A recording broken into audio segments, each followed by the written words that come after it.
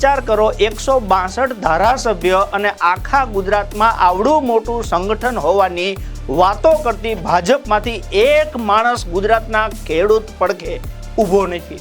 એક માણસ એક શબ્દ બોલવા તૈયાર નથી. આમ આદમી પાર્ટીએ ખેડૂતો માટે એક હેલ્પલાઇન નંબર બહાર પાડ્યો, તો એ હેલ્પલાઇન નંબરમાં એક જ દિવસમાં 200 એપીએમસી માંથી અલગ અલગ ખેડૂતોના ફોન આવ્યા કે અહીંયા પણ આવું થાય છે, અહીંયા પણ આવું થાય છે, અહીંયા પણ આવું થાય છે.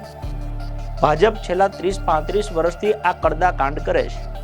એને ખબર છે કે અત્યાર સુધી લોકો ડરના મારે તો કે બોલતા નહોતા, પણ આમ આદમી પાર્ટી જ્યારે ખેડૂતની સાથે ઊભી છે તો ખેડૂતોમાં હિંમત વધી છે, ખેડૂતો બોલતા થયા છે, અને એ જ્યારે ખેડૂતનો અવાજ બહાર આવ્યો તો એને ડામી દેવા.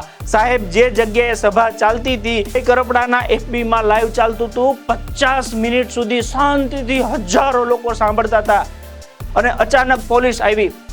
પોલીસને માની લો કે સેવા શાંતિ સુરક્ષાના હેતુ માટે પોલીસ આવી હોય તો પોલીસે ધાડા કેમ ઉતારી દીધા? જે પોલીસ આવી એના હાથમાં લાકડીને હેલ્મેટ પહેલાથી કેમ તૈયાર હતા? સાહેબ, શંકા કરવા માટેના 1000 પ્રશ્ન છે. અરે, હું ભાજપના નેતાઓને એવું કહું છું, હું ગુજરાતની પોલીસને કહું છું કે ભાજપથી આટલું શું કરવા ડરો છો? અને ભાજપથી તમને આટલો ડર હોય તો ઉપર ભગવાન બેઠો છે, એ ભગવાનથી ડરો. ગુજરાતનું કોઈ પોલીસ સ્ટેશન, ગુજરાતની કોઈ એવી પોલીસ ચોકી નથી કે જ્યાં ખેડૂતનો દીકરો પોલીસ તરીકે ફરજ ન બજાવતો હોય. તમને તમારા માતા પિતાનો ચહેરો કેમ યાદ નથી આવતો કે જેની દી રાત મહેનત કરીને તમને ભણાવ્યા છે, એ લાયક બનાવ્યા છે કે આજે તમે એ સેવા કરવા માટે સક્ષમ થયા છો?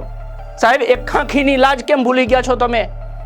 એક નિર્દોષ વ્યક્તિ ઘરમાં સૂતા છે, એને તમે પકડીને ઢહણીને મન પડે મારો છો. યાદ રાખજો, અહીંયા માણસ મજબૂર છે, ઈશ્વર મજબૂર નથી. અને આ જે કાંડ થયા છે એના હિસાબ 2 વર્ષ, 4 વર્ષ, 5 વર્ષ પછી ગમે ત્યારે થઈ શકે છે. ભાજપે તો પાપ કર્યા છે, એને તો આ ભાવમાં ભોગવવાના જ છે, પણ એના ઈશારે જે પણ લોકો પાપના ભાગીદાર થશે એને ભોગવવાનું થશે.